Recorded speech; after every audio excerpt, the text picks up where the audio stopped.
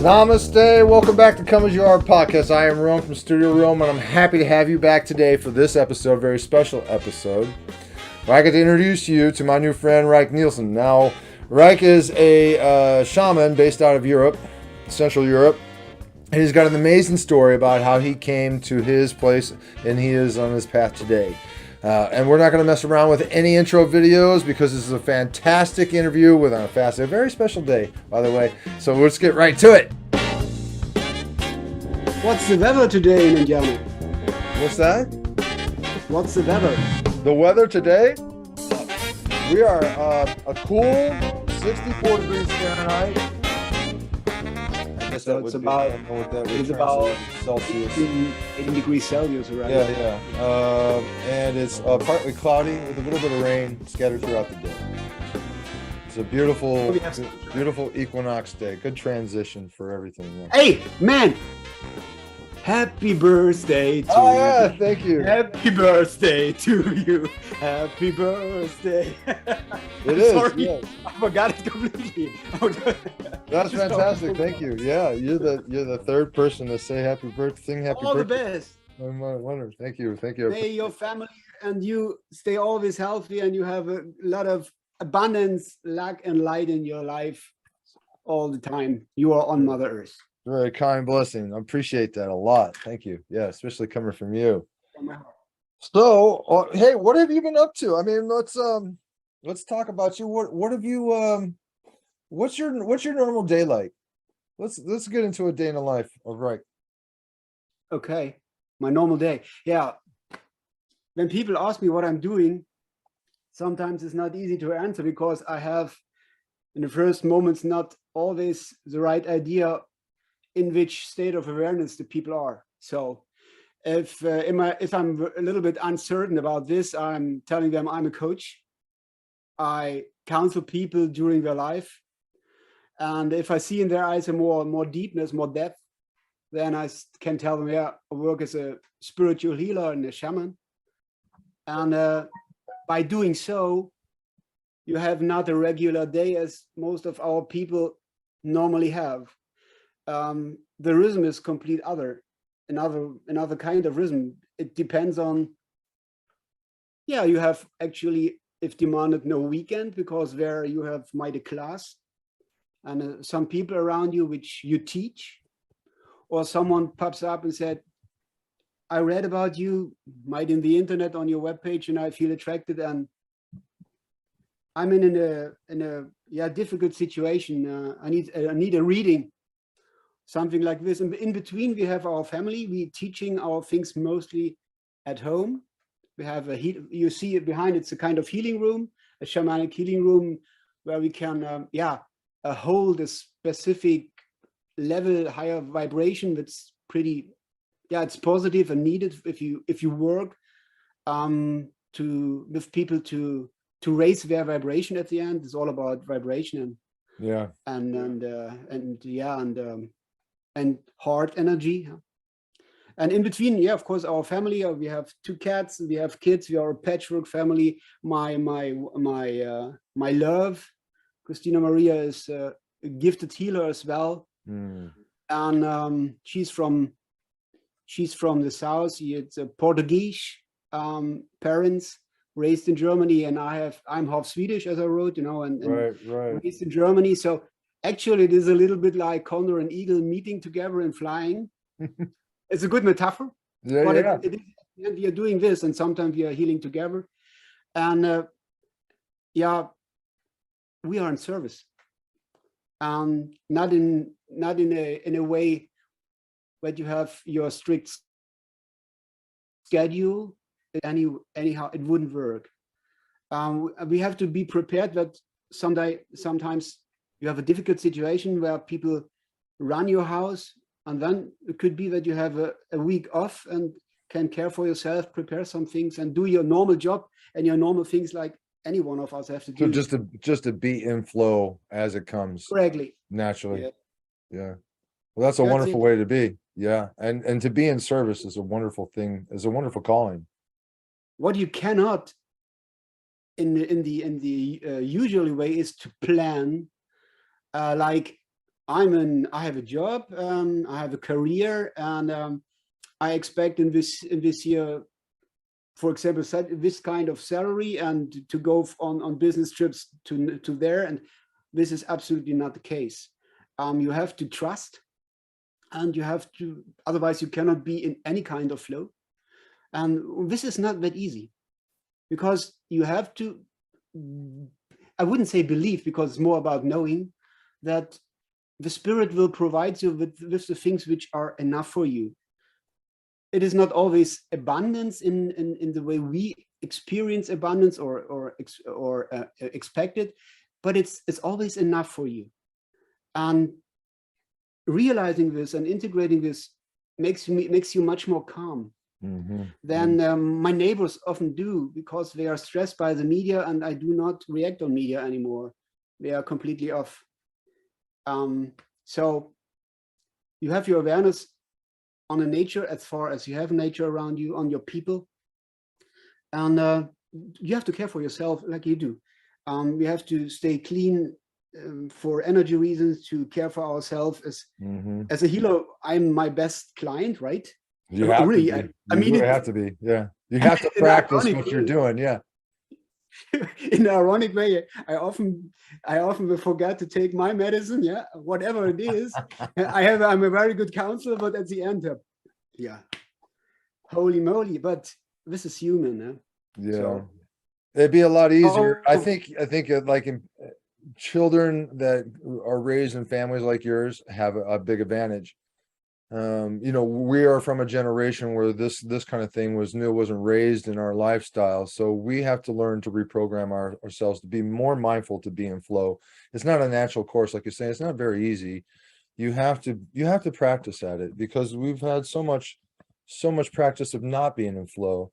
So we have to retrain our thinkings and our expectations. And like you said, not be in fear, not to have so much doubt. yes, You know, with yourself. And I yes. think being mindful of it progressively gets you closer and closer to that state of being. And they look at you. They need your that they have to see in your eyes that you are sovereign, that you are a good example to guide them. Because I notice, and it is not easy to hold, that in these very, very difficult times, challenging times, not mostly, but very often, the parents are not longer able to be a good example, because they are off the track as well. They have their belief system collapsing more or less, and the kids need us, need our light. So we have to stand tall and upright, and even if it's not that easy, but even more in these times, we need our love and our wisdom. And they need wisdom. They need not belief systems anymore. They need, let's say, knowledge. But we need our grandfathers, our grandmothers. We need our roots. And might you know, especially in Middle Europe and in Germany as well, around 1,000 to 2,000 years ago, there was a power that extinguished and cut it all the roots, nearly all the roots, all the culture, and washed it all out. Intentionally. Correctly. So for some reasons they did it by intention, right? Sure. So this is pretty known, but it has tremendous effects on people. You have big problems in that days to stay grounded. And I try to give people roots back. I'll give you an example that pops up in my mind at this moment. Any healer, I think, I call it healer just to give it a word. Any healer or any teacher in a spiritual way has a purpose. And one of my purpose, I was taught by spiritual guides, because I'm a medium as well, I have to, was to bring the old traditions of the Nordic, for example, of the Nordic runes back to the people. Because there's much wisdom in it and much power for themselves. For some different possibilities. And so, for example, I teach people to read the runes, to get comfortable with them, and talk about what the runes are for a little bit, if you don't mind. All right. Have you any experience with that by yourself? I have a little, but I want you to expand for our audience a little bit, and okay. and educate myself as well. Yes, okay. To make it a little bit short, there is mostly common, there is a so-called Nordic elder futhark. It was explored, or first they found it first, I think, in around 700 after Christ, and it's this 24 signs carved into stone. And as we know now, and it comes to surface step by step, they are pretty more than a kind of letters carved in stone. They hold energetic patterns. And in these energetic patterns, they are absolutely neutral, but you can use the characteristic of any rune for some reasons, to serve the all for the highest good, or to serve yourself and for your personal reasons, not for the highest good. And these runes can help you to heal the energetic body of your people. These runes, and by the way, runes come from a German term, mean whisper. Germanic term, yeah. Very whisper. Old. Yeah, we're talking 2,400 years. Yeah, it's all about sound. They hold a certain sound, and the sound of the runes is lost. And if you are able, or you awake to hear the sound of the runes, you come into waters. That means you become able again to manifest by sounding. And this is the way of creative power, described, for example, in the Genesis.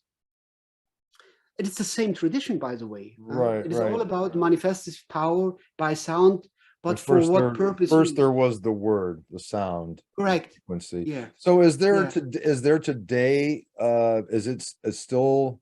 I don't think it's a used language. Is there any translation that we know of the sounds and the tones of the runes?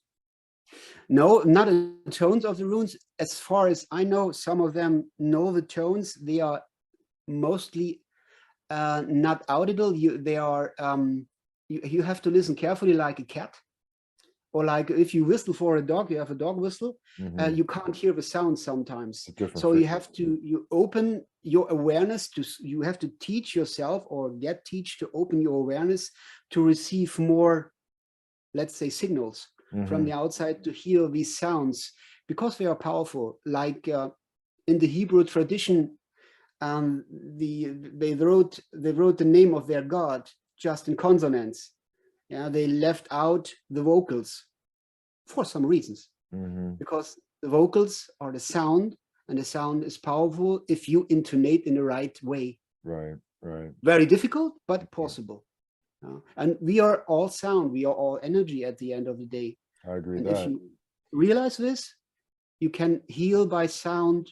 For example, by writing some runes which you dream for the client on his skin, and the energetic pattern of the rune interfere with your energetic field and adjust it in a little way. It's very subtle.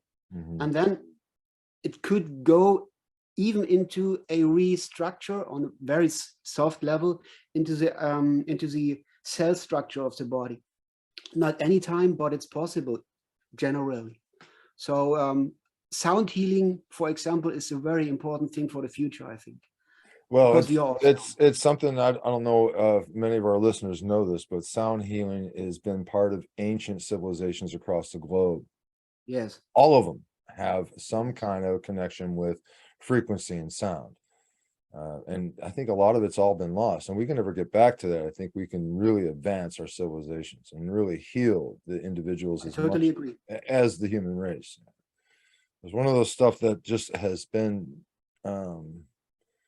questioned and pondered and wondered what all that is, You know, like Yeah. you ever see the gorgeous pillars that they have in temples in India? They're all carved out of one piece of stone, and they're Yes. beautifully symmetric, and they're all in a row. It's just, you would have to do it today with lasers and and all that, but they're perfectly designed. I've always had a theory that those are representation of a sound wave. Like if you took it on its side and you look at a recording of a voice or a sound, it would stretch like this. I always had that intuition, or just a thought maybe, that that's what it was, because there's that kind of stuff in every ancient culture all around the world, right? The Nordics are, it seems like there's not much known about that. The No, because this knowledge could be have tremendous effects if you use it, but if it comes into wrong hands, which are able as well to use it or have the knowledge, and humankind did it before. This is one of the reasons, as far as I know, just as far as I know or feel, from the humankind before us.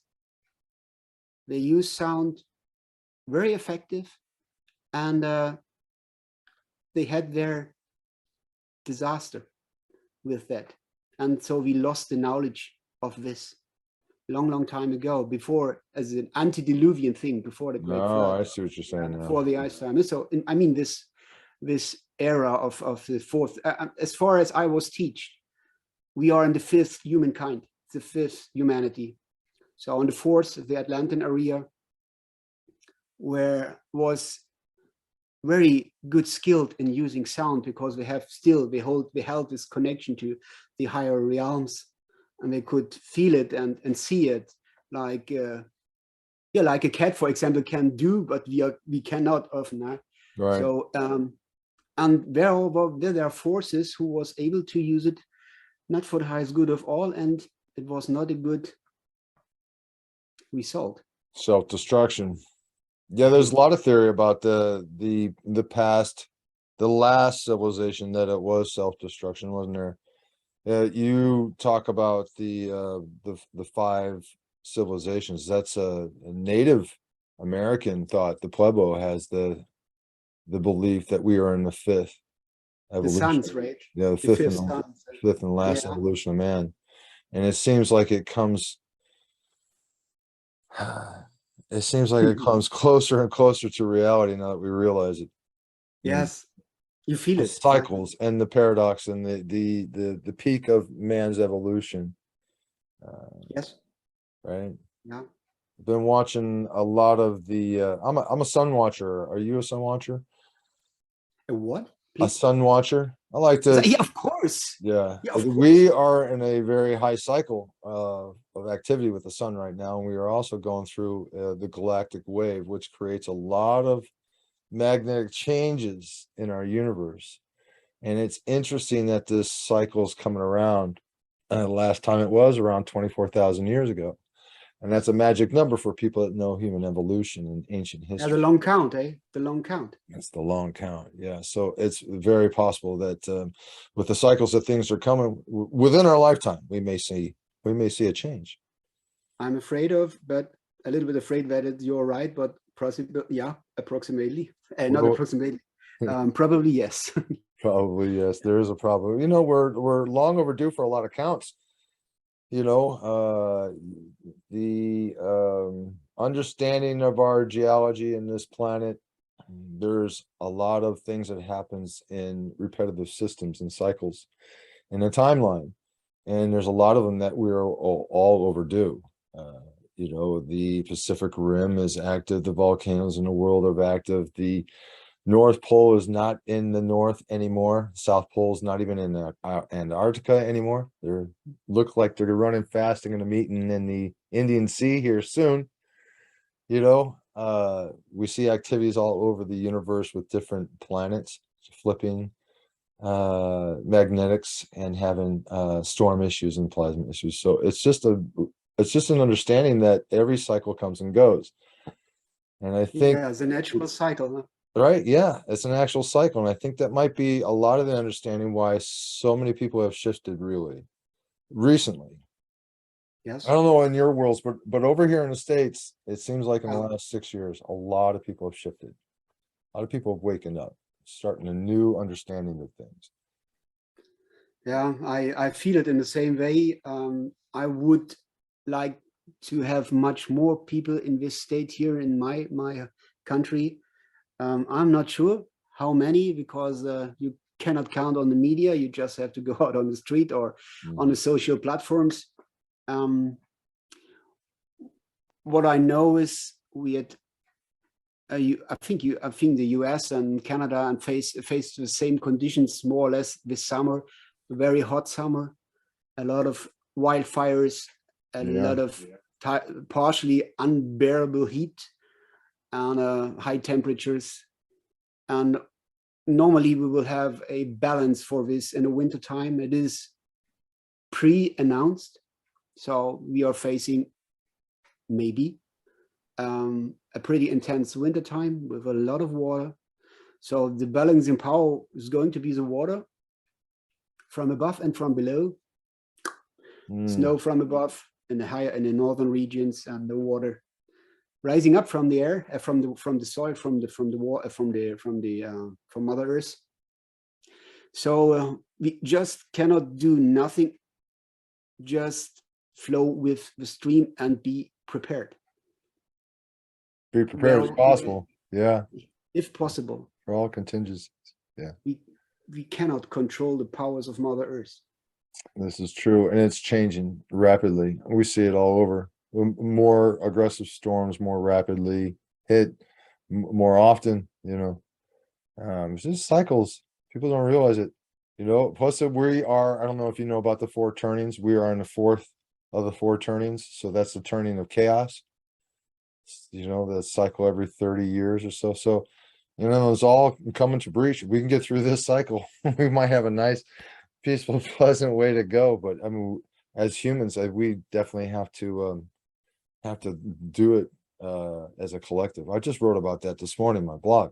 Yeah. About we all have to band together and use all our resources, yes, to get through it and start looking past the I and look into the we more deeply, because as a group, I think we have a chance. Yes, definitely. We need to gather. We need to take our hands, sitting again in circles and brighter circles and more circles and in ringlands, as our ancestors did always. And like the indigenous people in North America and the Tipi, just as an example, around the campfire, and looking in our eyes, talking with each other, shoulder the same challenge, but on a heart level, from heart to heart. And then if you then can align with each other on a certain vibrational level, and if you have the knowledge by aligning with realms in direction of, let's say, angelic beings or elementals, and energy follows thought, and then the critical mass maybe is reached, and we can join by intentional thought. We can move mountains. We can change the weather conditions, just balancing them. Just, for example, prevent them from flooding a city. Just go around river. Just be so nice. So in this way. And this is possible. Our ancestors did it. And we have to know it because we wanted to survive. But the waters will run. The fires will burn. The winds will come. They come. They are coming. This is no doubt. But if we are getting prepared and become modesty, humility, humble. Humility, yeah. It's gonna be exceptional times for sure. Either way, it's and this. It's all about how you take the path. It's all about how you take that flow. You're gonna fight it and go with it. You're gonna be prepared. You're gonna go lost. It's really on yourself to be there. I mean, and that's part about what we're doing though, right? Right. I mean, it's part about being in service of other, teaching, expanding other people's thought process and mindsets, and helping them open their eyes to some of these things. There's a lot of people out there that are in transition, and it's a great day to talk about that. That are in transition from an old world to a new world, and people like you and myself, I think we were called to help him with that transition. Someone helped me, someone taught me, right? And therefore I feel it's my duty to accept that path and be in service, and then teach others, because it's the only way I think we're going to expand. Like you said, it's not, you don't see it on TV. It's not something that's in the mainstream media. It's going to have to be done face to face, heart to heart, individual by individual, I think. Without any boundaries. But it's growing fantastically. I mean, since I've gotten started, I've seen amazing things happen, amazing movements. We just get the individual thing out of it all, I think we'd be much better off. But, you know. This stupid thought of separation, eh? Something else, ain't it? Yeah. Would you got your starts in the States, did you not? Did you hear your call? You were I think I read in your bio you were in the States when you, what were you doing? Yes, it was, and I was on a self drive during Arizona. We headed in direction towards California coast, and I wanted to visit. Just, it comes to my mind, Sedona have to be a good stop. This is a spiritual hotspot. It is wonderful, special there. Yep. And I read something about a guy, a pretty known guy, well-known guy, Junvalo Melchizedek, who had, I suppose he lived there in Sedona these days, but he didn't. So I said to my girlfriend, "Hey, come on, we have to stop there. It's a beautiful spot anyhow." Anyway, so we've been there one day before my birthday. My birthday is in November, and I just ran into a so-called New Age center. And there was a lady, the owner, by the way, and he said, tomorrow morning I have time for you, 1 hour. You have luck. I have 1 hour tomorrow morning, my birthday. And I said, okay, come on, wonderful, I come in. So we had an overnight and a campground with our camper. And then the next morning, I sat there in her office in front of such a kind of, we call it Kirlian photography. You can make aura photos, right? Oh, nice. Yeah, I've seen those. I never made it before, so I was very interested in one hand the technology, on the other hand, it's a certain kind of film, isn't it? Yeah. So she prepared me. It was a Polaroid thing, and she called me. Now I make the shot and takes a minute, and then I can read in this and give you some suggestions, something like this. So I sat there, and she clicked, and in this moment, a electrical poof in the room happened, like don't know the word in English in this moment, like poof, like an ignition. And I said to myself, holy shit, it's about me. Oh, I'm dying. Oh, something in my mind. And she looked at the Polaroid and said nothing at first, nothing. She just looked, and then she said, boy, it's normally, she said, then I give people some suggestions what could be a good thing for their from their path, and for you this wouldn't work. I said, why? So in my mind, okay, something bad. Yeah. Tomorrow I'm going down. Something like this. She showed me order for the photography. Anything was red, and anything just red. And I said, and what does that mean? He said, yeah, I never seen before. One time in my life, and what I can tell you is you are a healer. I said, what? Yeah, you are a healer. And now I have no idea. Yeah, you have to go and pick up your past, because otherwise they pick you up, they take you out of your way. because it's your purpose. Mhm. Didn't you know this? I said, might, but I didn't doubt. I didn't dare myself to ask the question because I'm a very common simple one. I'm just a man doing my So job. before meeting her and having that happen, you had no inclinations. You had no previous. There was like, because some people have something like when they're a kid, and it Yes, just gets yes. suppressed. And I was extremely interested in anything what lies beyond our normal thinking. I Okay. was extremely interested in history and archaeology and Mhm. biology, in anything what is lies behind the psi factor or something like this, the pseudo science. I Mhm. was interested in indigenous culture, in tradition, and so on. But for myself, I thought, yeah, nice to look at and be in the audience, but not on the audience. It's not, you are not good enough for this, because there was no teacher in my family. We were very common people in my family. My father goes on a job for a job. My mother was a teacher, and so on. Pretty simple. Yeah. So there was no one I can ask my questions. There was simply no one. So, and then this woman told me, yeah, you have to find someone who help you on your path. But normally, as I would as I can emphasize or give you a hint on your path, where will someone pop up? Normally it happens in this way. And I said, yeah, I hope so. And then I started to Google it a little bit, and I had no idea what I'm going to do, nothing. And then I read about a teaching of some shamanic tradition. It was in Berlin. And there was an indigenous Sachem, from North America, from the Algonquin. Mm. And I saw him, and I thought I knew this man. Wow. And You I had a rang, connection, did you? yeah, and he said, you're welcome, boy. Son, come.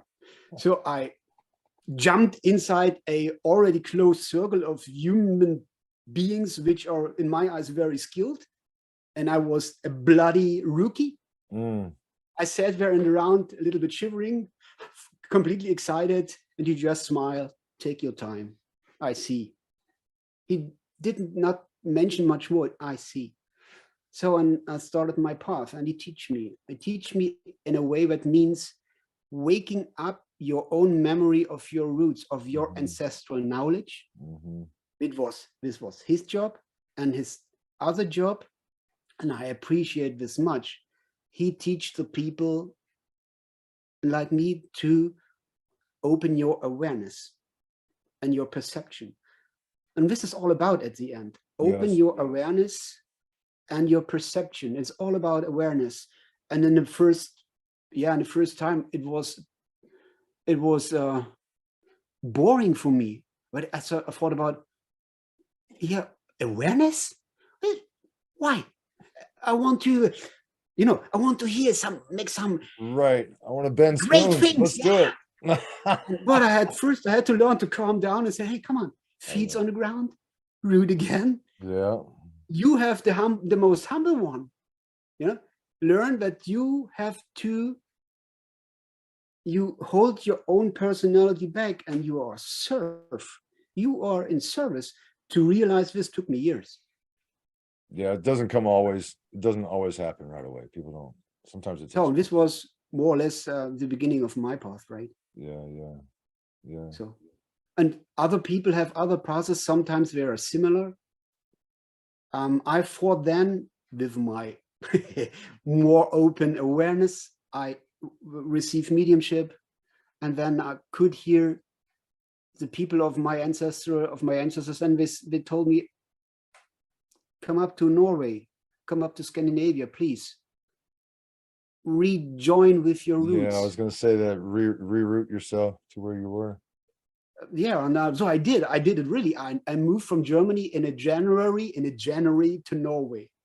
This is pretty crazy. I did it. No one does that. Completely crazy, right? Yeah. We've driven 3 days or 4 days And the blistering. in the dark. Oh yeah. Icy roads. But they called me, and I did it. And so the runes came to me, for example. And this is the way it might opens if you decided to do the first step without any backup. They want from you, is my experience, they want from you that you have the trust to go without any plan B, to take up your responsibility for you and for your people. And then if you're proven in this, then you can take responsibility for people you help. You know, it's a very, at the end, it could be a critical thing if you care for people in a way of healing. You have to be skilled in social things first. I'm not working as a doctor because I'm not a doctor. That is true. Right. Well, there's so much in the process of working someone else in the way that you do. There is so much potential to change individuals' lives. I don't know, the ripples in the pond kind of thing. Yeah. And when someone's open to accept that, you can see amazing growth. Yes. They have to be able to do the work, though. I don't know how many times I say that to so many people. You got to do the work. You can't just jump in, you know. Or like you were talking about, you were so interested and excited once you got started, right? And then I just want to do some more. So I said, calm down. Yes. Do some work first. Let's build this foundation. Red. That's an interesting color. Anything takes its time. Yeah, it does. Sometimes you cannot accelerate your own expansion. You cannot.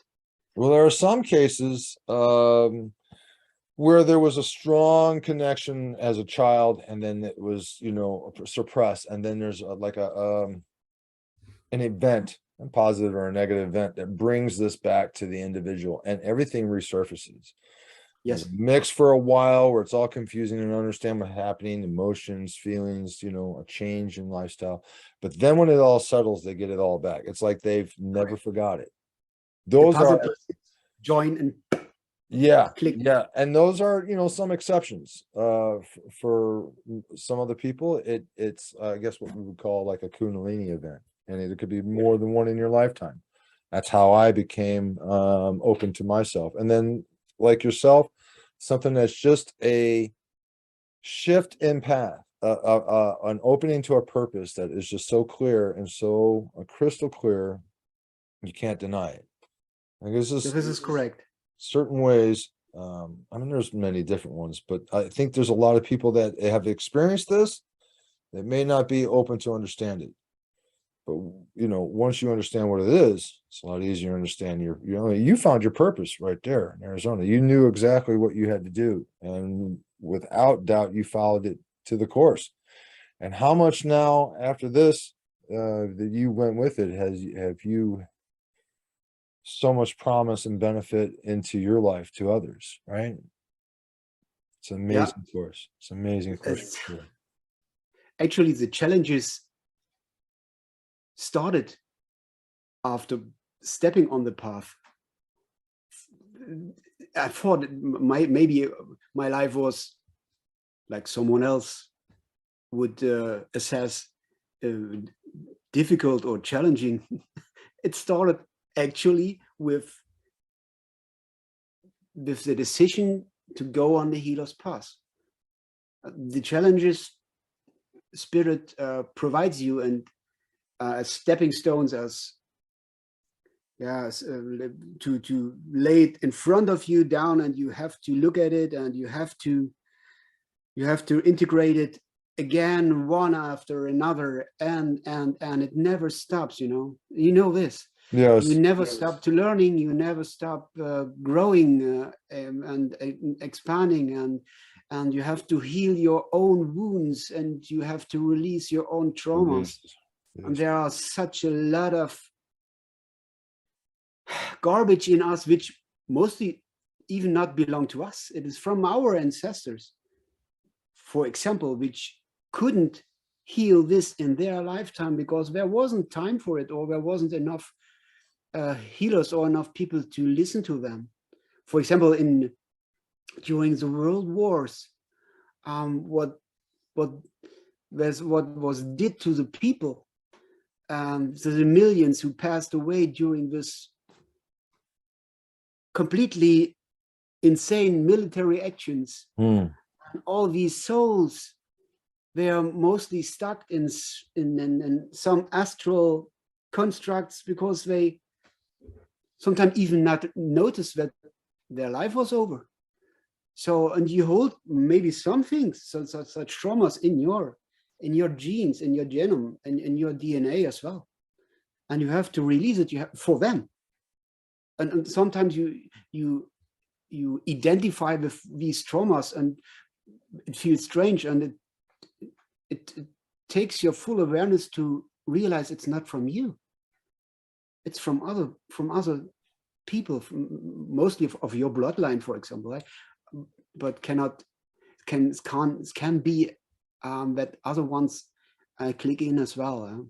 So it's an open field. It's a broad, wide space for this. But we have to work on us first, and to be as good as we can be. Right.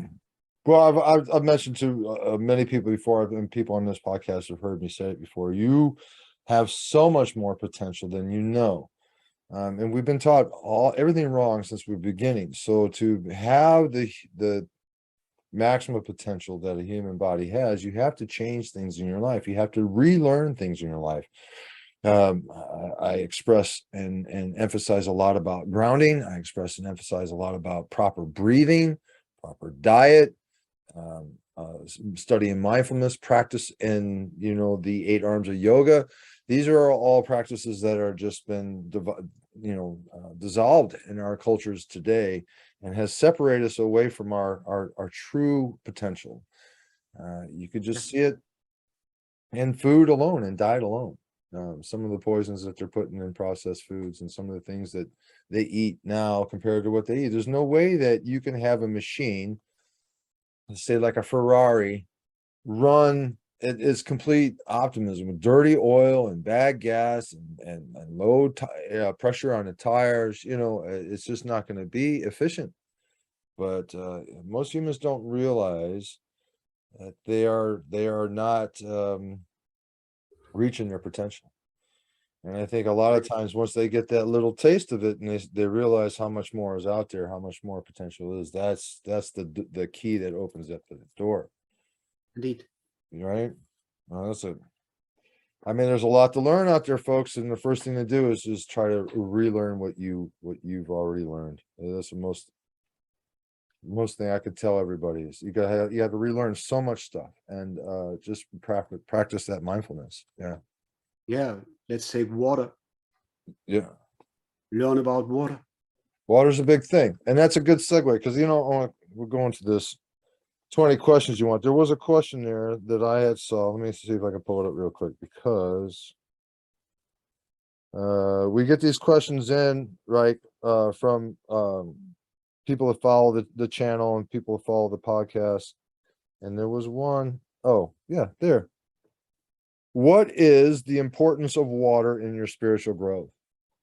Can you talk about that? I know you're big on that, and so am I. Okay. First of all, in percentage, we are around 75% water. Right. But the number of molecules, because the water molecules are pretty small, smaller than the other ones. The number of molecules in the body are 99.8% of the whole body. So actually, we are water. And if we think in terms of healing for ourselves or for other ones, we have to think in terms of water. We have to be like water. We have to drink enough. We have to prepare our water, or take care of our water. It's a big thing. We have to make sure that our water is clean, that our water is not poisoned, and so on. And we have to take love into the water. Mm-hmm. And water, as a principle, is the giver of life on our Mother Earth plane. And we cannot take enough, we cannot care enough for our water in our world. Actually, it is maybe the highest good we ever received after the free will by source. And as a very feminine, sacred aspect, just a few people know that water is not on a first hand a physical element, indestructible, by the way.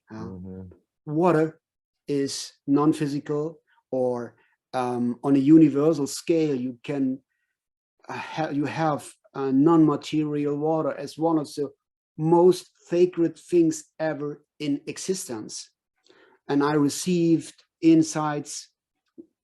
I think it has to do with the traditions of my past, of my ancestors, long way time ago, that water was a very sacred element. It was, you can say, worshipped in a positive way, and they call it, and this is, it's not that common, they call it laska, Laska, laska.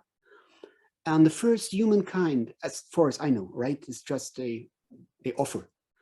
The first humankind were told, the white teachers, the white ones of the first humanity. And we lived around the North Pole, around the North Pole, where were land those times, lands.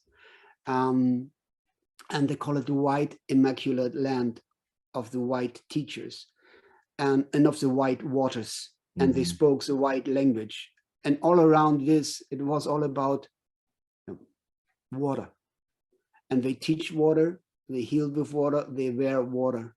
It was a very feminine thing, and they moved water by intention, by thought. You can adjust the tension on the surface of water and can form things out of this, right? Sure, with frequency, yeah. Right. So something, water is an incredible thing. So for me, and for the status of for the health of our body, I bow my head for water, and I pray for our waters. I'm into that. Just love it. Tell me, you said something earlier. You said about preparation of water. I have my own way, but can you tell us a little bit about proper way to say prepare water? Yeah. First, here in the States, we got a lot of fluoride, so there's that. Yeah, it's just a filter system. I use a filter system, a manual one. The worst city water ever around here. Yeah. I mean, we're on a well water where I live, so I'm grateful for that. But as far as preparing water, yeah, filter it if you have not a proper well. You filter it, and then there is a system, a technology was was invented by I think the man was from Austria. The name was Max Schauberger, and he invented a kind of whirling the water so that the water structure changed in hexagonal. Oh yeah, activates it.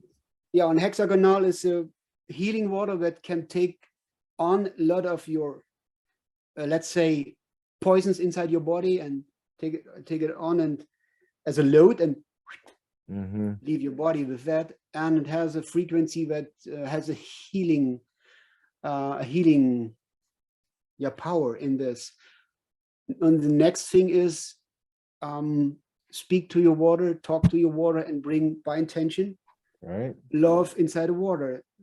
I mean this literally. You can take this glass of water, hold it on your heart chakra, and speak through your heart chakra inside the water, and send in your love, and remember or remain the water that awakes the memory of the water that it is part of a much more bigger water on our world in the oceans, and then one step further, it is part of the sacred waters of the universe.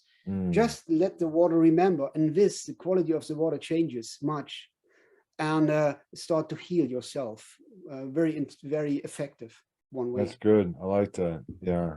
I like that. Yeah, I put intentions. Of course, my routine in the morning, it includes a big glass of water, and I put my intentions into it. That It's I also wonderful. I like activating my water in a copper vessel. I get thirsty. Yeah, I know. I love water myself. I drink a lot of it, and it's good. I tell you, the more hydrated I am, the easier things flow. This the Makes sense, eh? That makes sense. yeah, it certainly makes sense. Yeah, and every time I get dehydrated, boy, everything just lags down. So yeah, it's important. Water's a big part of it, and I agree. Okay, let's go on. Yeah. Can you name us one social issue that you would wish to solve? A social issue that I wish to solve. Sure. Oh yeah. The haughtiness and arrogance of our governments. I do not want to dive into politics, but wherever powers are behind, I do not want to discuss it, but the arrogancy and the haughtiness of our governments worldwide, most of them, I would like to change if I could, because in Germany we have a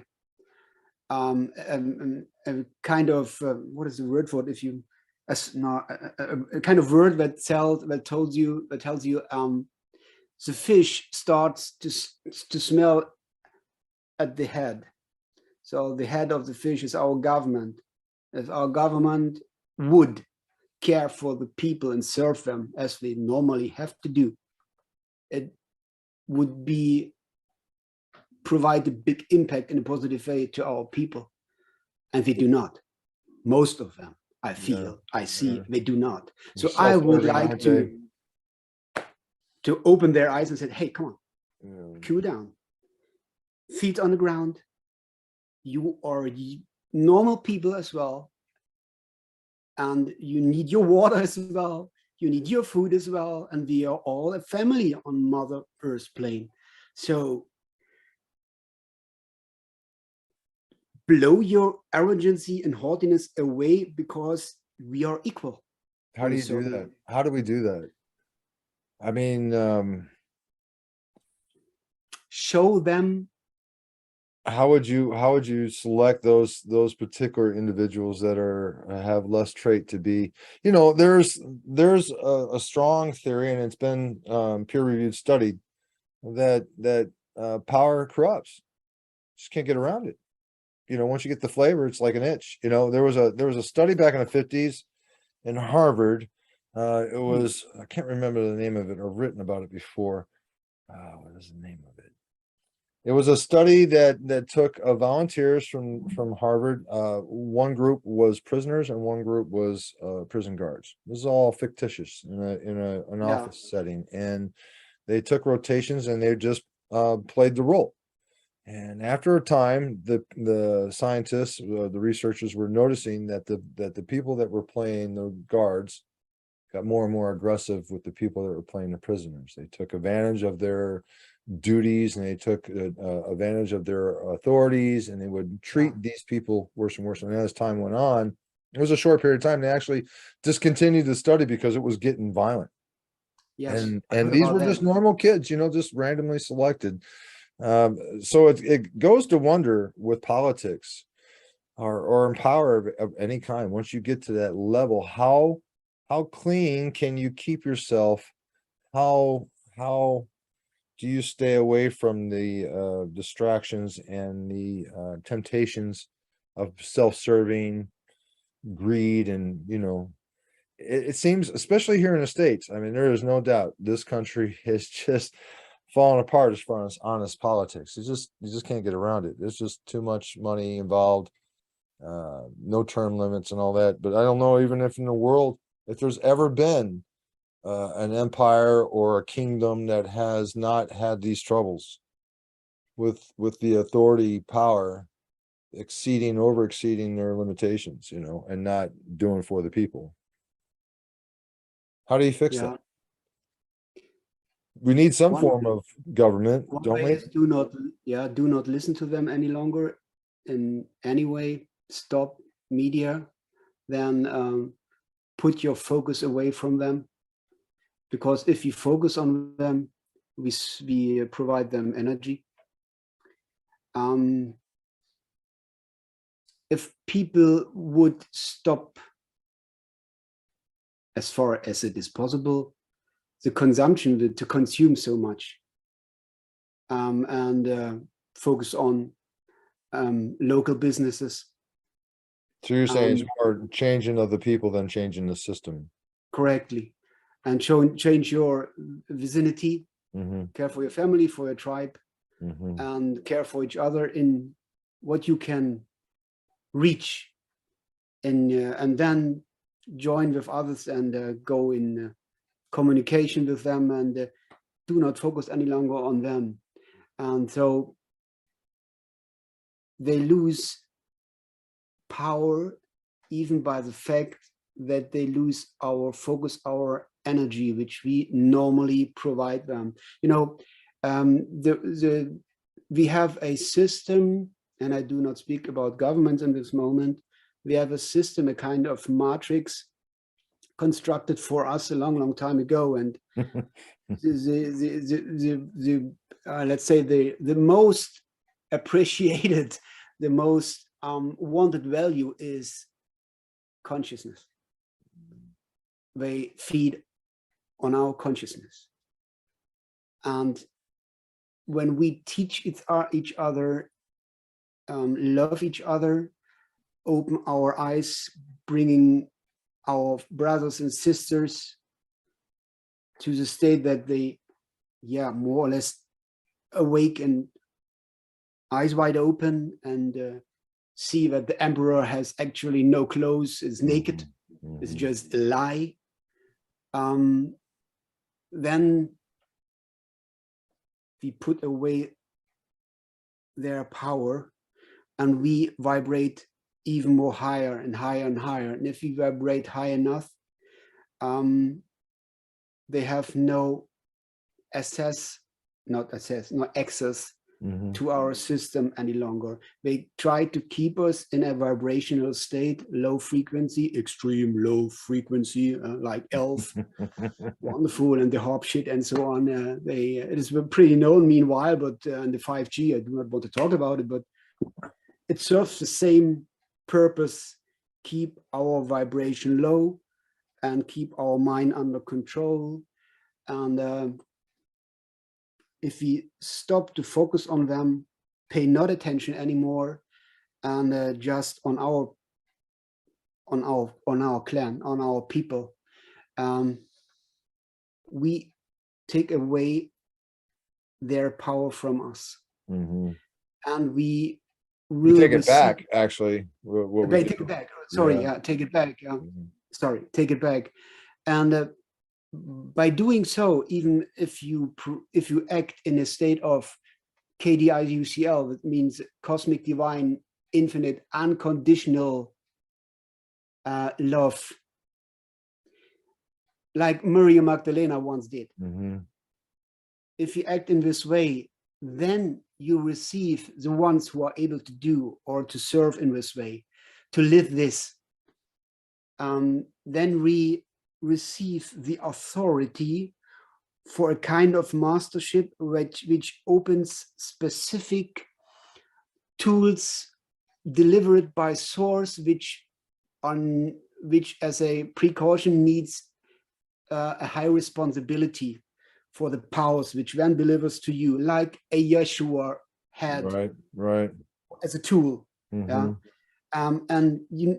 the basement of this is the cosmic, divine, infinite, unconditional love for anything, for everything what is in existence, because everything is in life on Mother Earth. So no separations anymore at the end. Right, everyone is one. We're all joined. And if we reach a critical mass of first the people who are in this KDIUCL,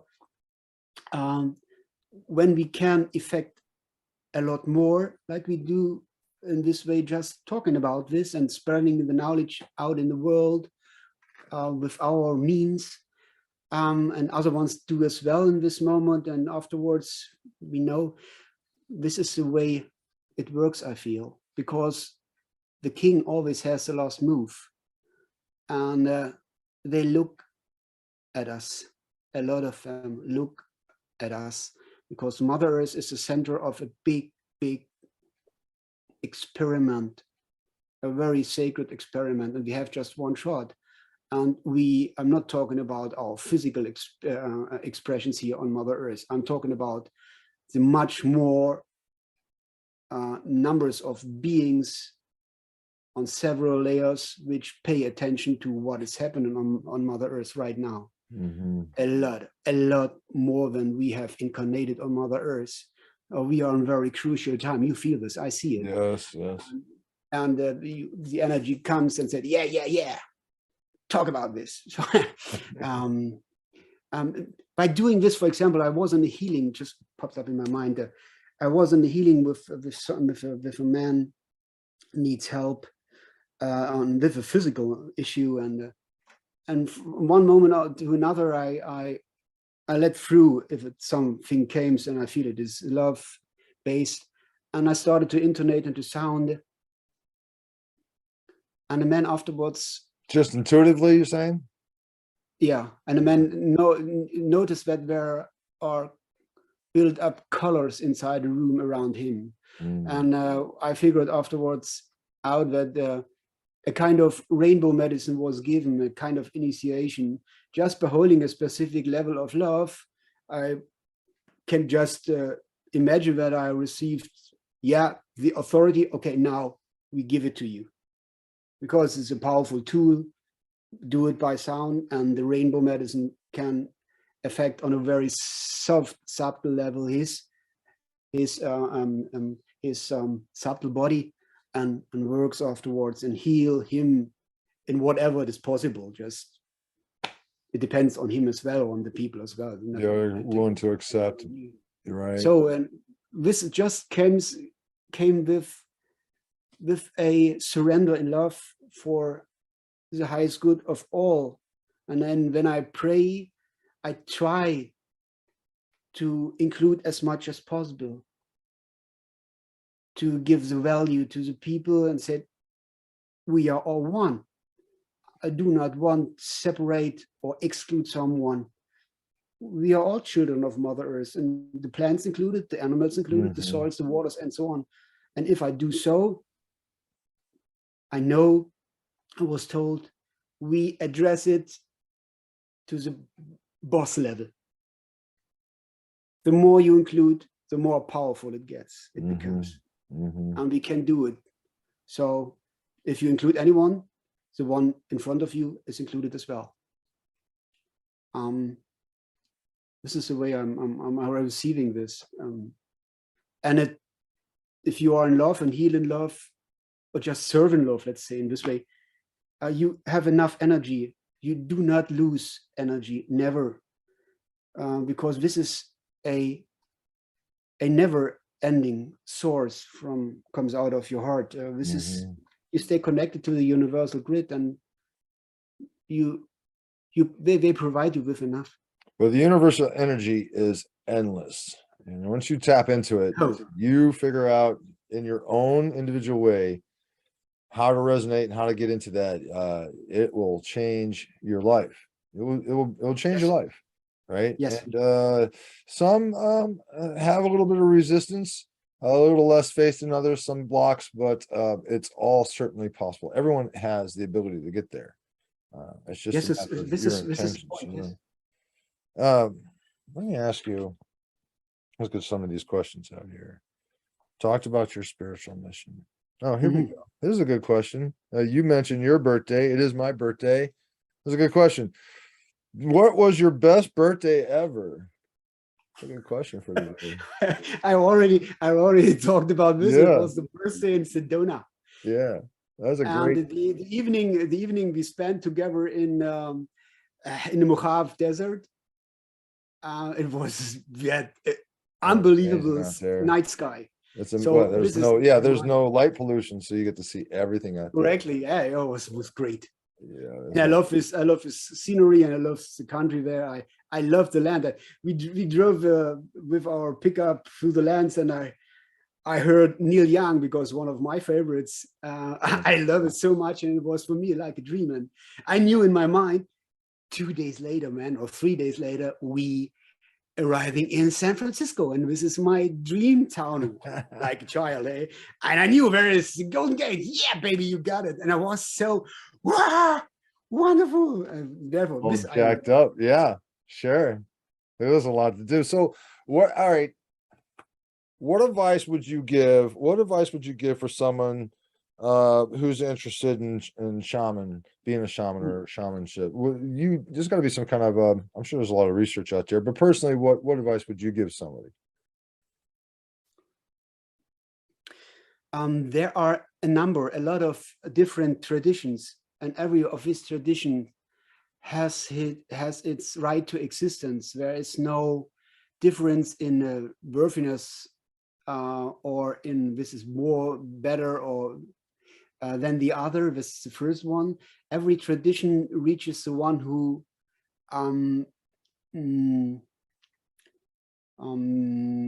has the vibration, the frequency for it. So you resonate with that which is called you, and that which is called you. You will meet it. You will get information if you aware enough. This is the second thing. And third, as I experienced being a shaman, or call it a shaman, more and more feels for me now no longer adequate or proper enough to describe what is for the new quality or the new for our new time needed. Therefore, one day I decided how do I call my own business. I decided to call it universal healing, just for the thing, for the purpose, or for because of I want to be open for any kind of tool which I was given maybe afterwards, and I do not want to hold on such a specific on a specific technique, for example, or tradition. So be open. It becomes more and more, as far as I received, the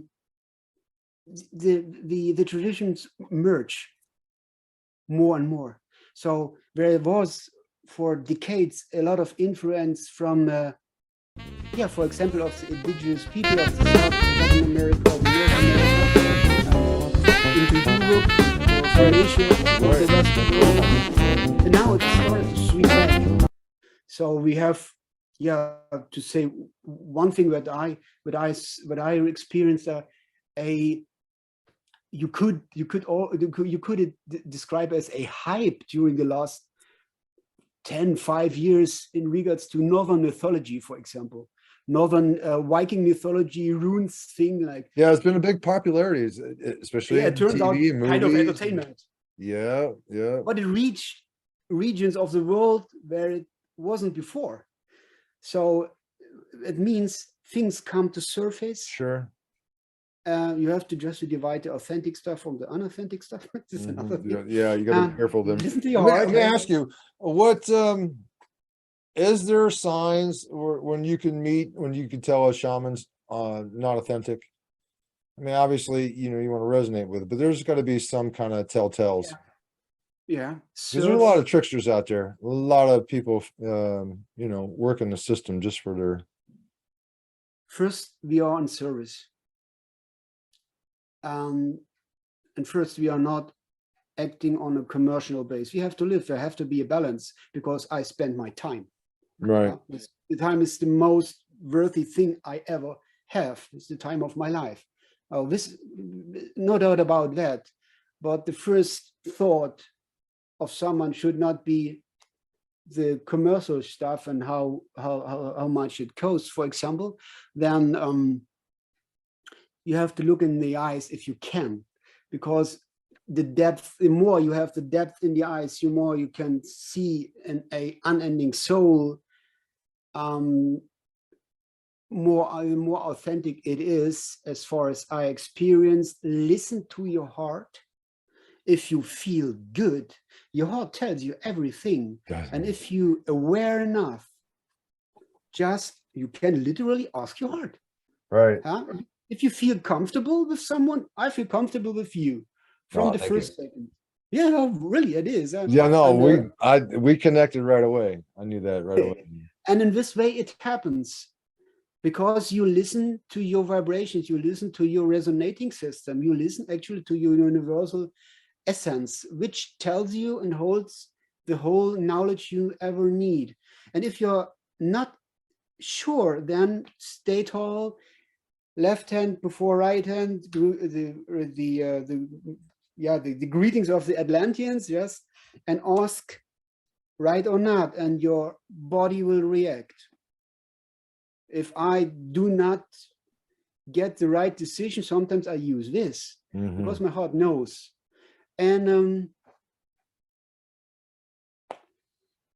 at the end, what someone did for you, by the way, you have to open for it. You have to be open. You have to give permission, and he has to give permission.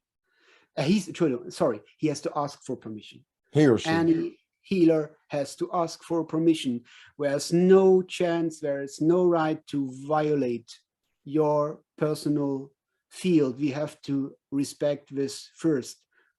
And if this is okay, then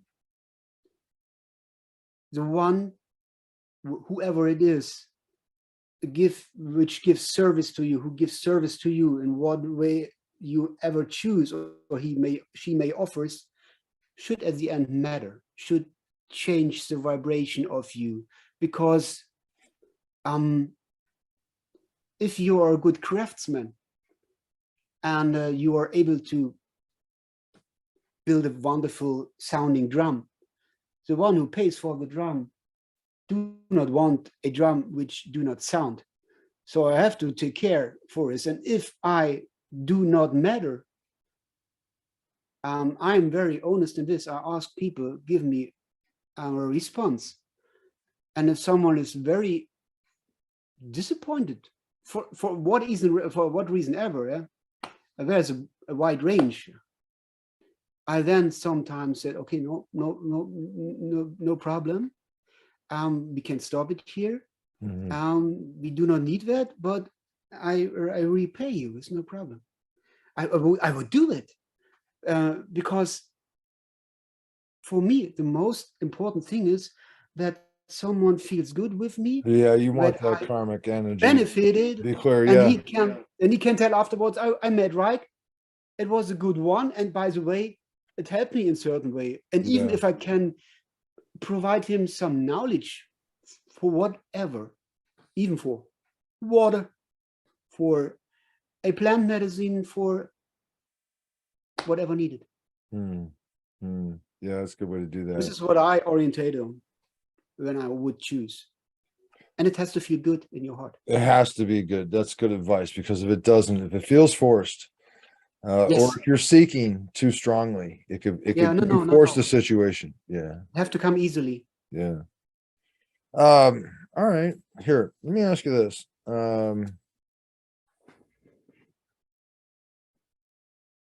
Tell me something in your life that's a simple pleasure, and tell us, if you were to talk about a little bit, why it's a simple pleasure. A simple pleasure. An example for a simple pleasure for me, yeah? Yeah.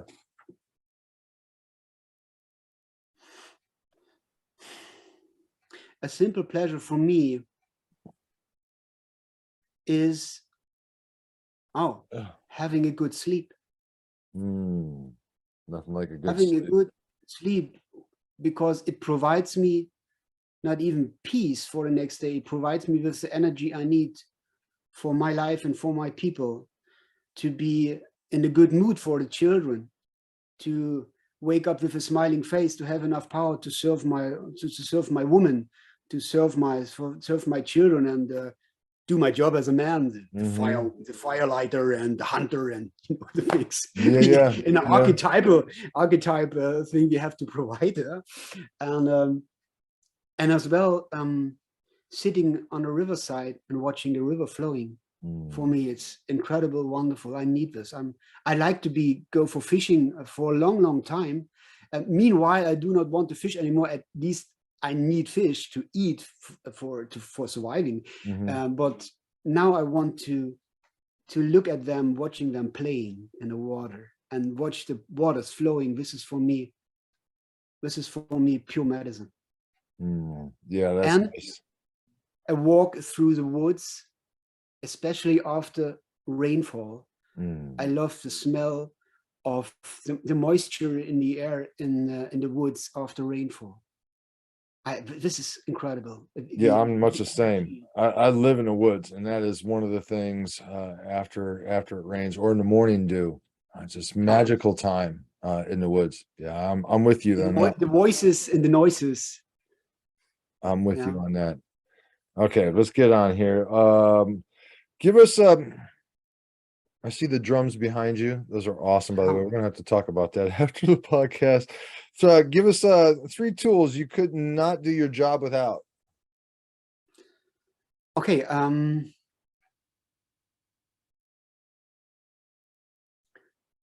In general, I have to admit that I need every day, for me, a pretty high level of general knowledge about the things fit together in our existence. I needed just to explain people how the spiritual order works and how the things actually function. Okay. Because it provides them understanding, and from understanding comes awareness and peace, and the courage to change things or to go in a certain way. So this is one tool. You say one would be a mutual understanding then, and right? So I'm always trying to be a teacher and explain things. Whatever someone asks for me, or whatever need is needed. Another thing is, I have, obviously, because I get the response from people, I'm a very sensible person, a very sensitive person, in the way that I'm a clear sentiment. I feel in a second when I enter a room what kind of energy in it, or when I encounter a person. This is by the way, one of the wonderful, effective sales skill. I wasn't sales before.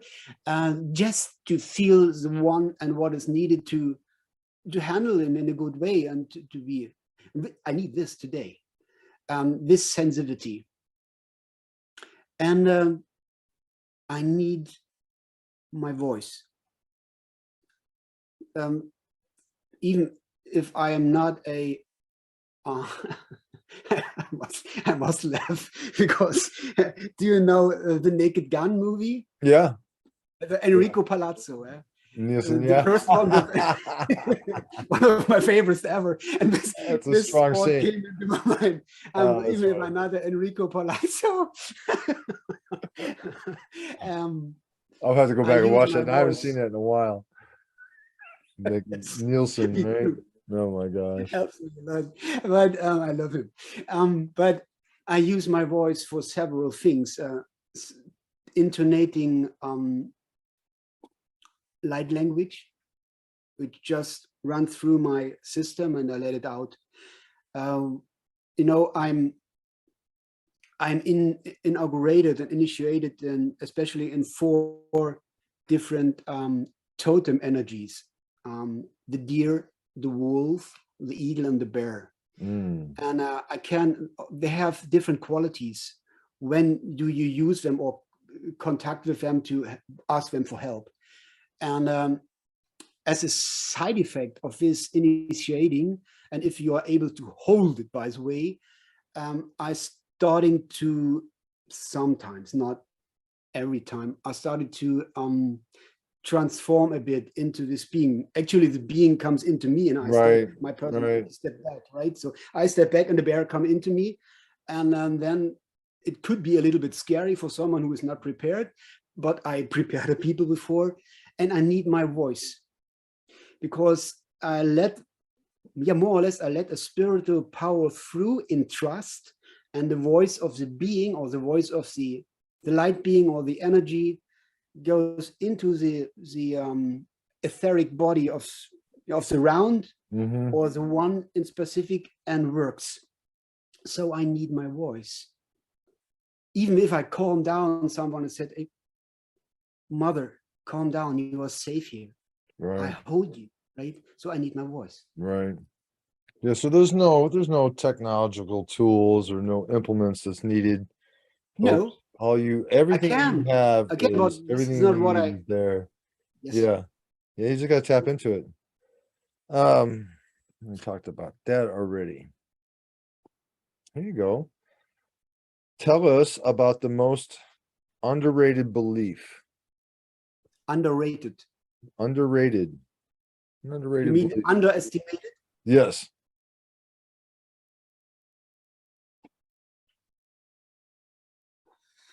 He's getting deep in thought. Look at him go. Oh, I have something. I didn't actually wanted to touch it now. The question came. Sure. There is a belief.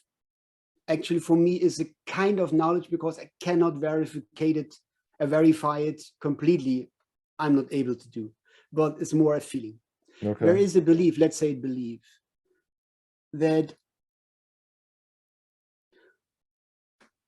a high percentage of the knowledge we were taught in school is not correct.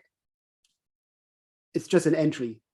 I go in the direction of the kind of the way we are looking on our mother as a planet in a unending, as a ball, a spinning ball in an unending cold universe.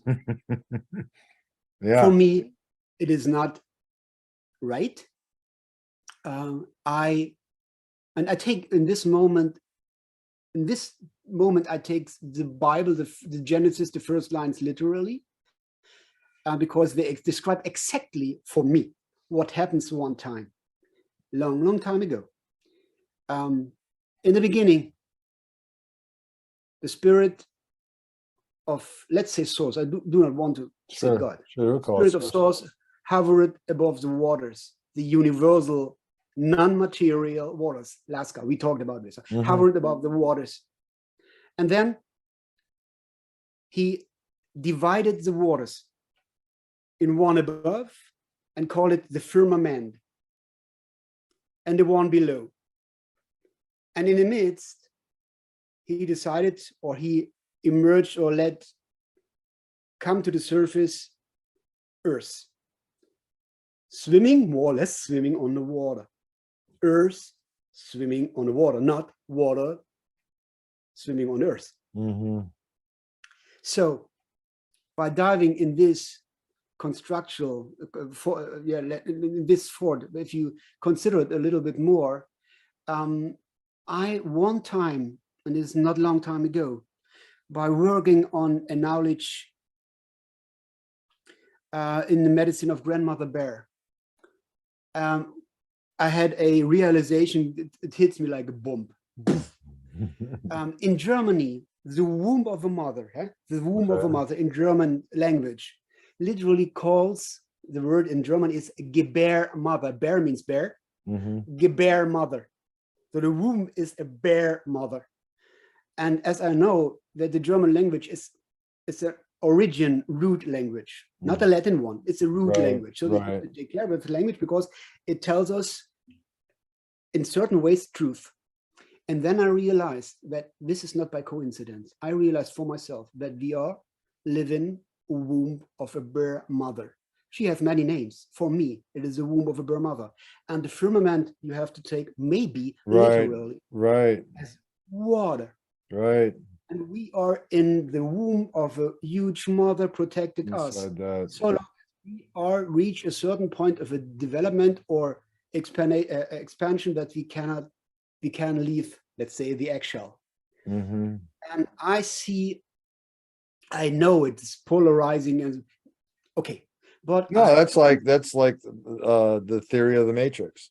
Like, this is the world inside protected by an outer shell, right? Another world outside, another dimension outside. We are inside a sphere, and in this sphere there is a magnetic field, a toroid field, which actually exists. So it does exist in No everything. doubt about that. It is Yeah, running. right. It is running by itself. It's running, provide energy and energy and energy. And our ancestors called this the tree of life or the Yggdrasil. Right? They painted as a huge tree. By the way, we had huge trees, yeah, the Yggdrasils. Now, but on the other hand, it means the thyroidal, well, this word for Right. music. They used to draw it with the tree on top and the root system on bottom. Correct. Showing Correct. the full cycle connection. And the energy comes out and runs this way in an X downward. Yep. And I would, in the future, take focus on that, let's say, belief.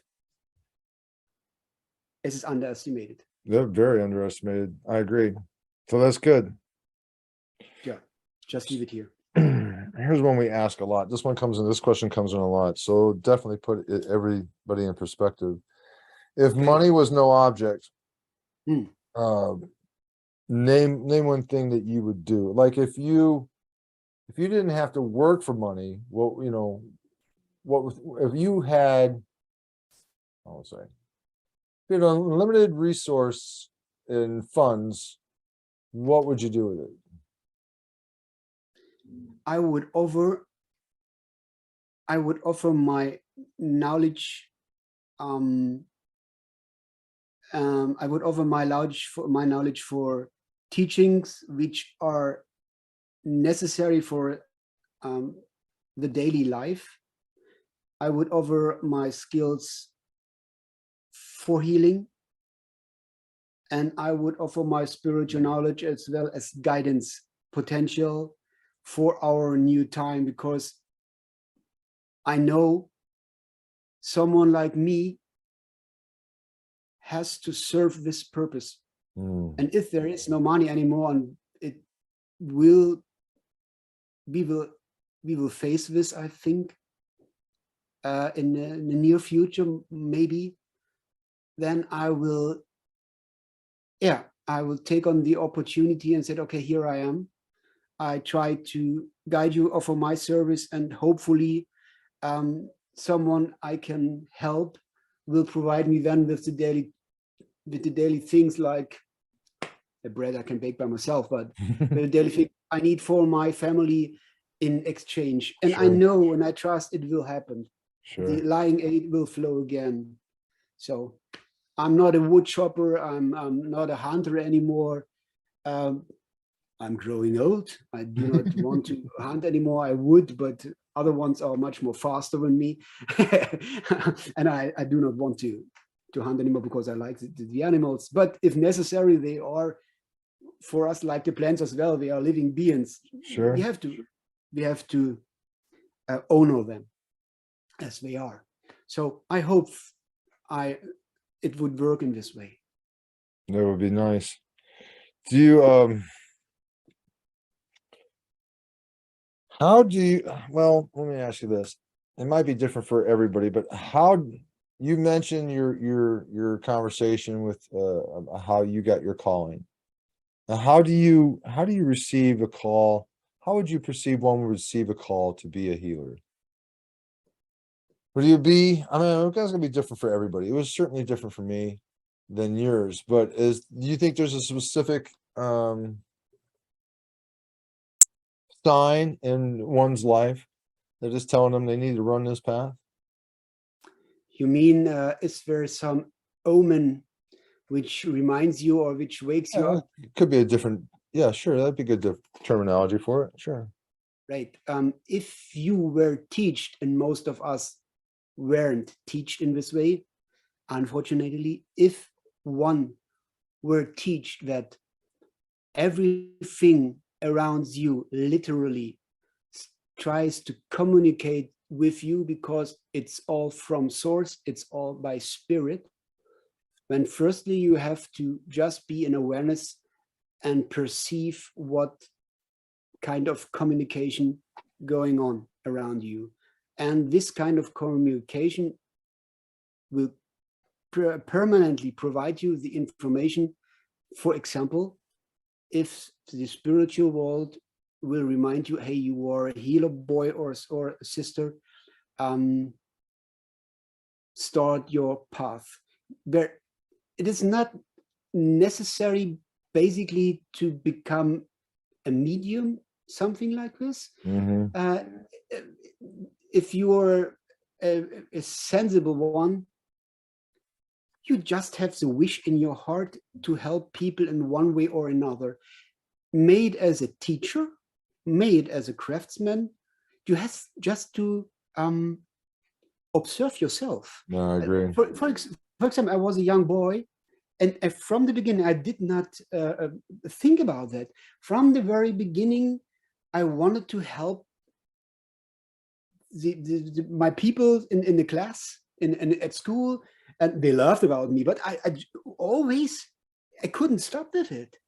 And the job I want to learn was, and ask my teacher asked me, right, what do you want to do? And I want to study. I want to be a doctor for children. And then she said to me, yeah, you won't get a place on the university because there aren't enough space for you, and you're not good enough. For me, it was a horrible punch in the tummy. So I let this go this forward for 30 years. But then it came back on another way. Yeah. Like a I found you. So just have to observe yourself. What is your purpose in life will come to surface through you. I think you're right. I think you're right, because there's a lot of different modalities, a lot of different ways one can be in service of humans, and not everyone has the same strengths and weakness that others do. Yes. You're strong in certain areas that I am not, and vice versa. So yeah, everyone has something within them that they are strong with. It's just a matter of just finding it, locating it for real. Yeah. All right, here's a question.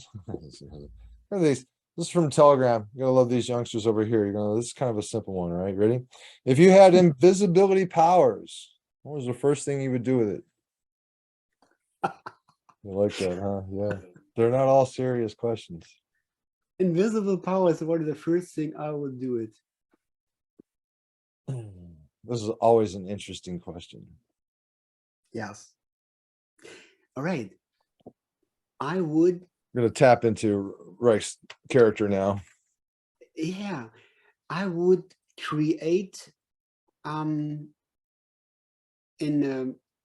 natural environments. I would create with my invisible powers domes of power energy domes, which offer let's say a safe and protected sphere for the people. And then I will call the people, come into my ringland. It is protected by this dome.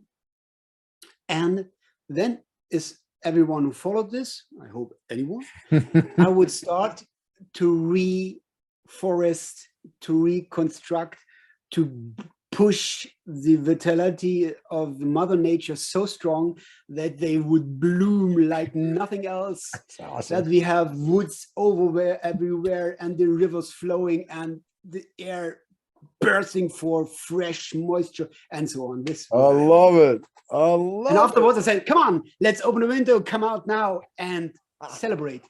Excellent. This is our mother. Excellent. I like that a lot. That's great.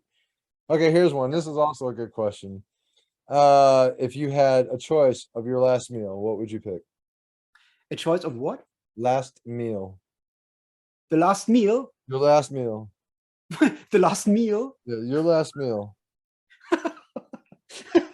Choose wisely. That's very funny. Oh, come on. I never thought of that. Well, this is the idea. Yeah, we're going to get you uncomfortable a little bit. Good question. All right. I was one time, I was in Skagway, Alaska, and I was in a restaurant there, and they served me an incredible, delicious salmon. Salmon with. That's the call. Are you a vegetarian? No. No. You eat meat? I eat meats from time to time. Yes, not all the day, but yes, I do. You And I like, love the salmon. That was so delicious. I had a little Chardonnay with it, and I for my such this salmon I would like to eat again. salmon would be the choice. Yes. Okay. Here's an interesting one. Yeah, too. I noticed this also. Your business, Universal Healer, right? You call Yes. yourself a universal healer. Yes. In your view, what is a universal healer? A universal healer, someone which do not focus specifically on one tradition in healing, just using whatever comes to him for the certain purpose he have to serve. Whatever is available, whatever he is able to do, whatever he holds in his ancestral line, or whatever he is given or she is given by his spiritual guidance for his life or for the moment. I cannot say, for example,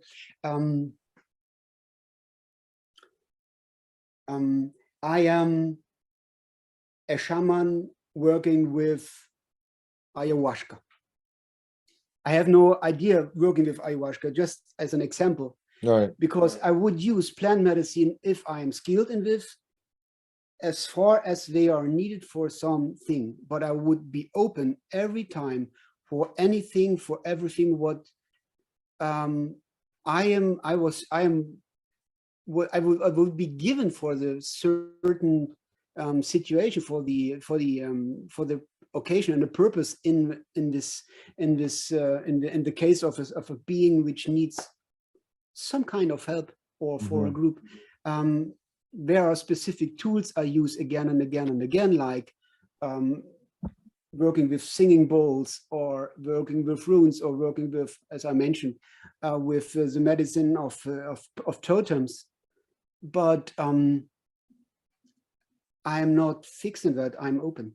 Okay. I use what is needed. It's probably And good to whatever. be, yeah. And it probably will change over a lifetime, I'm sure, right? You can always hold yourself to one thing. Yeah. Yeah, for Not sure. get stuck in something, because you have to expand. Right. Okay. Tell us about an activity that you waste most of your time with. Can you tell it before? Can you say it again? An activity you waste the most time on. Fishing. Fishing. So it's not really a waste, though, is it? But Waiting for the catch of my life. Waiting and waiting and waiting. Always looking for the bigger one, huh? Yeah, but observing nature, by the way. You fish. And what's your preference of fishing? Do you like stream, lake, open Yeah, water? stream You like stream fishing. fishing? Do you fly I fish love or do you lure I fish? love rivers. Did Mm. it, please? Fly fish?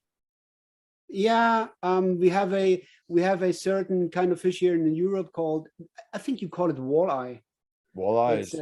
It's a predator with size around it. Pretty tasty. I love him and I like him very much. I like trout, because they are beautiful, just beautiful. Gorgeous, yeah. And I love sitting at a riverside. This is just beautiful, looking at nature. I saw that there's a meme out there. It has a guy sitting by a stream. It says, "Sorry, I can't get with you. I'm watching a live stream." Yeah, for example, I A love real the live movie. stream. I love the movie A River Run Through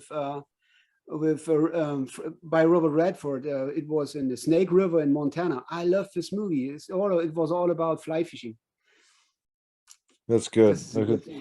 So, I all wasted right, time. we got down last couple of questions. Really simple here.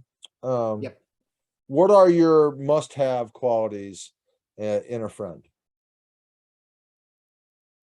The most important qualities. No, it's like you have to have this one. You can't. Empathy. Empathy to feel people and to act with this empathy in the right way. That's and, very strong. With the necessary modesty in this. I like that. I need empathy. Empathy is it, right? We had more empathy in this world, we wouldn't have as many problems. So yeah, for sure. Well, REIJK, I appreciate you coming on. Let's give some how do we get a hold of you? What's kind of the best way to get a hold of you and your services, especially if we're over there in Germany? You do stuff remote, I'm assuming? You Yeah, work I with people do. remote? Yeah. How to Yes, yes. you want to give some shout outs or plug anything that you got going on? We'd love to hear. Yeah, I'm planning to set on schedule a online runic course, to a Ooh, class to advise some basements of runic knowledge. This is one thing. when's that coming It is up? not online yet on my FB page, or the website. Eternal means the website is eternal-healer.com. If I would offer it, you can find it there. And as well, we offer remote healing sessions, of course, Good. and it works more or less. It depends on, on the time quality, on the openness of the person, and so on and so on. But Sure. we do this because energy, it's not depending on time and space. It is just intentional thought from heart to heart, and then if spirit allows us, then we can interact and do some good things. This is maybe the important thing I can offer now, because traveling over here over the big pond is, it costs time, it is expensive and so on. But if someone would have the interest to say, this guy's of interest, from time to time we offer retreats or teachings over weekends, you are welcome. Excellent. Excellent. Germany is When's the next time you're getting back in the States? You got any plans to get back? to be open, very frankly, I think I have a problem because I'm not vaccinated. As far as I know, That's you all have gone. to have Do you this still have jab to? or something like this. Do you really? I don't think that's. I read it. I read it just. I don't know. I don't know. I'm not vaccinated either, and they're never going to get that from me. But I don't know if they're doing anything more. I mean, I know. I would like. The president like just to come. announced. The president of the United States announced that the pandemic is over with, whatever that means. Yeah, great. You know the German ones. Sure, there's still situations, but and when we get past this, I will be happy for that. Yeah, I would like to come over. Let's say, if spirits will allow this, next autumn. That'd be great. Yeah. Hey, you get over to the States. You definitely look us up. We're gonna have to get together. You are welcome as well at our house. Hug. Yeah. Well, it'll be a long time. I have an issue with flying. Meanwhile, I am as well, especially flying over the Atlantic, because I more and more get in contact with some traumas from former lives, and it has to do with the Atlantic Ocean, I have to admit. Oh, no. So, especially fly back through the night. Don't do Nowhere that. else, just the Atlantic. Good intuitive advice from our new friend here. Yeah, I appreciate that. Excellent, Rick. Appreciate you coming on, my brother. It's nice to meet and talk with you. I certainly look forward to seeing you again. It was a pleasure. Thank you, sir. I appreciate that. And I hope you enjoy your equinox. And we will see you on a run. And thanks, everybody, for joining in. We'll see you next time. Thanks all the people who joined. I wish you all the best. See ya. Much more love. Bye-bye.